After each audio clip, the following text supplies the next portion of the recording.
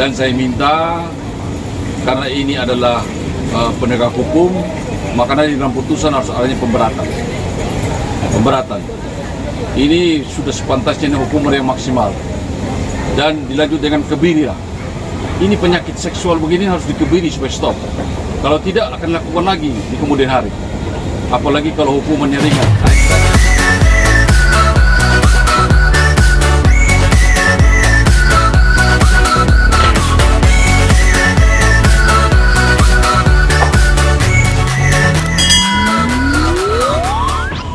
Saya pribadi mengecam dengan keras ya tindakan yang dilakukan oleh mantan Kapolres Ngada. Ini adalah kejahatan luar biasa. Ini kejahatan yang luar biasa yang membuat kaget kita semua. Kenapa saya bilang luar biasa? Ini dilakukan oleh seorang penegak hukum yang dengan kewenangannya bisa melakukan tindak pidana yang saya pikir ini sudah bertahun-tahun dilakukan. Jadi bagaimana mungkin seorang penegak hukum melakukan dugaan tindak pidana baik narkoba, perdagangan manusia, pemerkosaan, pelecehan seksual bagi anak di bawah umur, anak 3 tahun ada, 6 tahun ada, 16 tahun ada, bahkan 20 tahun. Ini kejahatan yang luar biasa dan saya sudah meminta pada Bapak Kapolri untuk menelusuri lagi di mana di tempat bekerja selama ini, baik itu di Ngada, baik itu di Sumba Timur. Siapa tahu masih ada korban. Lewat media ini saya mengajak seluruh masyarakat di Kabupaten Sumba Timur, di NTT, secara umum Ngada dan Kupang, siapapun korban atau yang merasa menjadi korban agar melapor segera ke kepolisian supaya kita memberi efek jerah pada pelaku ini. Dan saya minta, karena ini adalah penegak hukum, makanya di dalam putusan harus adanya pemberatan. Ini sudah sepantasnya hukuman yang maksimal dan dilanjut dengan kebiri lah. Ini penyakit seksual begini harus dikebiri supaya stop. Kalau tidak akan lakukan lagi di kemudian hari. Apalagi kalau hukumannya ringan. Kami akan pantau terus. Kami minta hakim memutuskanlah hukuman terberat. Ini kasihan ini masyarakat yang tidak tahu. Dan saya mendapat informasi dari Kupang, patut diduga juga pihak kepolisian harus melakukan penyelidikan lebih lanjut sehubungan dengan organisasi perdagangan manusia. Ini mafia perdagangan manusia ini sudah terlalu meresahkan di Nusa Tenggara Timur. Bukan saja kasus menjual anak di bawah umur, tapi adanya human trafficking, tindak pidana perdagangan orang yang dikirim menjadi tenaga kerja non profesional ke luar negeri yang pulang dengan peti mati di Nusa Tenggara Timur. Nah ini memang saya kategori penjahat kelamin dan segala macam. Ini modus kerjanya mafia atau sindikat perdagangan manusia begini. Mereka melakukan operasinya mungkin di luar wilayah hukum mereka, di mana dia memimpin.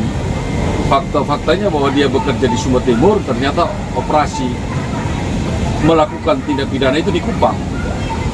Berarti kan saya bisa simpulkan bahwa dengan bertahun-tahunnya ini bukan berarti korban ini cuma ini. Saya rasa masih banyak itu, patut diduga masih banyak.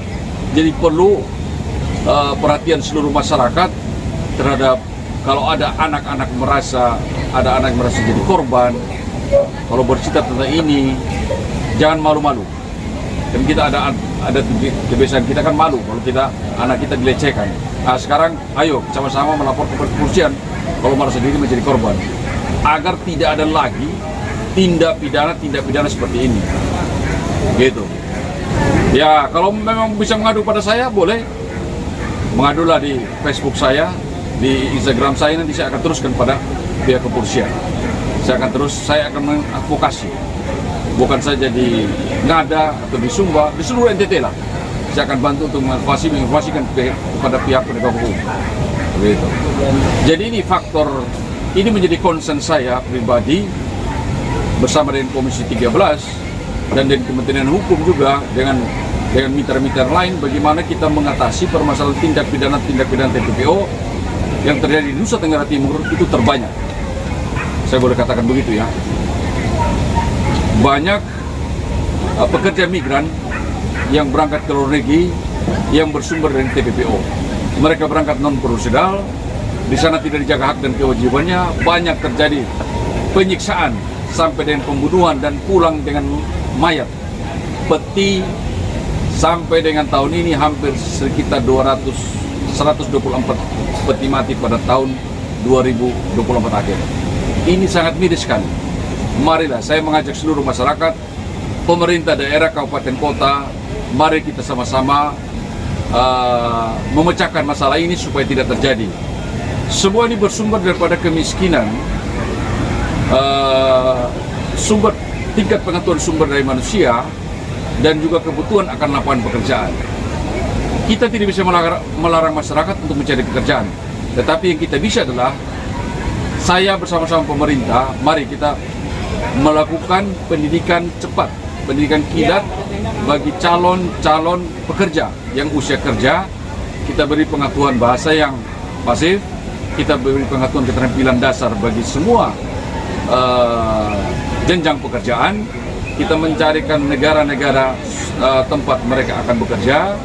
Kita siapkan juga perusahaan PJTKI yang resmi, dan pemerintah daerah harus tahu keberadaan mereka agar bisa kita mengurus keberangkatan sampai memasuki kerja dan mengatur hak dan kewajiban serta perlindungan.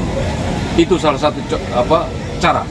Tidak bisa kita menindak saja, kepolisian menindak saja, menangkap, tapi kita tidak menyelesaikan dasar dari permasalahan itu, yaitu kemiskinan dan kebutuhan akan lapangan pekerjaan.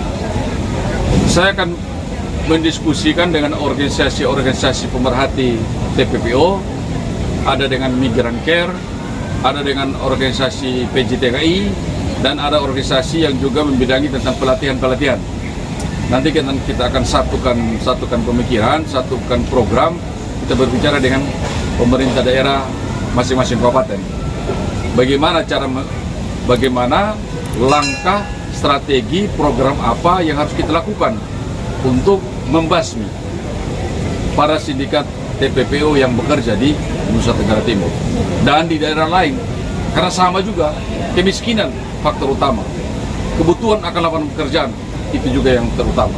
Karena angka kelahiran, angka usia memasuki pekerjaan, usia kerja itu banyak, tetapi lapangan kerja sangat minim.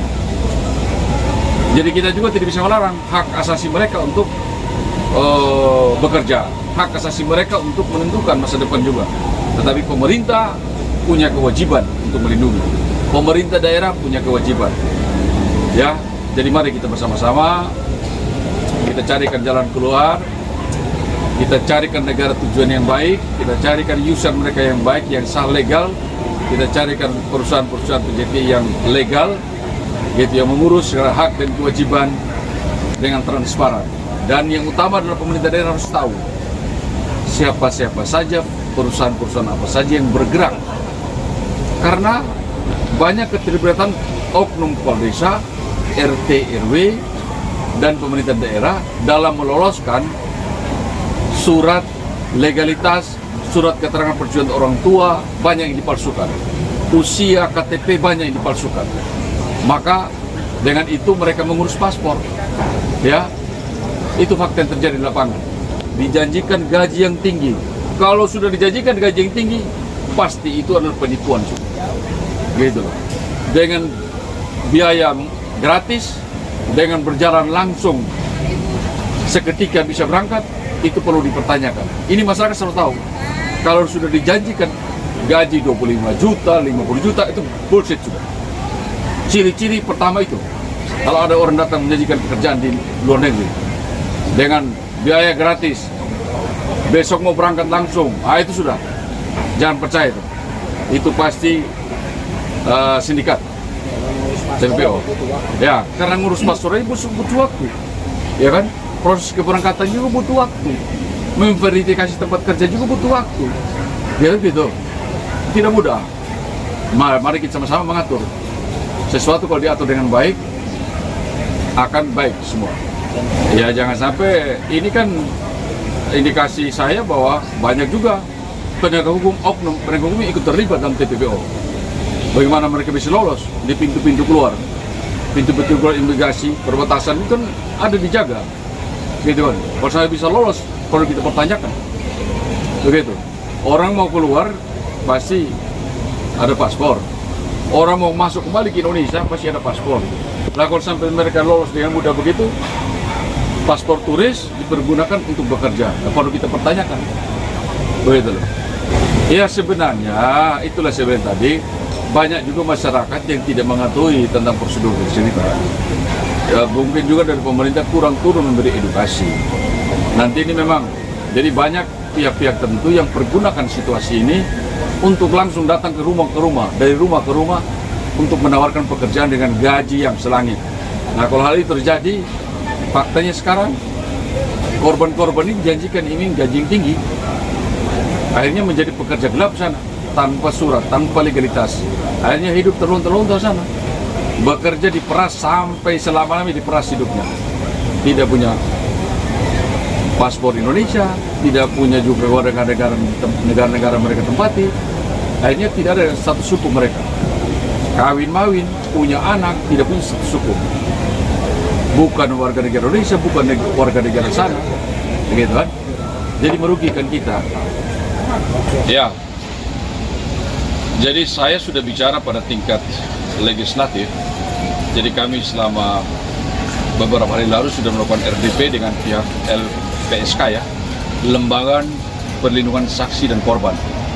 Dan ini termasuk tindak pidana yang mana tentang perdagangan anak dan tindak pidana pelecehan seksual masuk dalam kategori saksi dan korban yang harus dilindungi. Saya sendiri pun besok akan ke Kupang, akan berusaha menemui para korban. Nanti saya akan bawa dan akan laporkan kepada LPSK agar dilakukan perlindungan terhadap saksi dan korban. Mereka bukan saja, kenapa dilakukan ini? Karena satu, secara psikis, anak-anak ini sudah terganggu psikisnya pasti. Masa depannya akan terganggu jika tidak dilakukan konseling dari saat ini. Dan inilah yang kami tekankan kemarin, bahwa LPSK harus turun. Dan saya pun akan turun bersama-sama dengan mereka untuk semoga saya bisa menemui para saksi ataupun korban. Jadi ini sebagai media saya sampaikan juga bahwa bukan saja perkara-perkara ini, ke depan jika ada tindak pidana lagi yang dikategorikan sebagai saksi dan korban yang harus dilindungi oleh LPSK, maka khususnya di Nusa Tenggara Timur atau seluruh ya, agar setiap korban dari tindak pidana itu bisa melaporkan kepada LPSK. Sudah hampir di setiap provinsi ada lembaga ini. Lembaga ini akan memberikan perlindungan, memberikan juga dalam hal perlindungan fisik, perlindungan untuk jaminan kesehatan ada, terus ada juga jaminan kerugian, ada pemberian kerugian yang akan diberikan pada korban setelah proses hukumnya berjalan dan ingkrah, maka LPSK akan mohonkan restitusi namanya ya kepada korban. Dan ini sudah berjalan.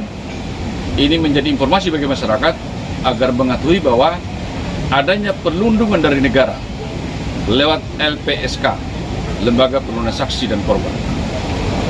Jadi di luar daripada korban ini, masyarakat bisa melapor ke LPSK.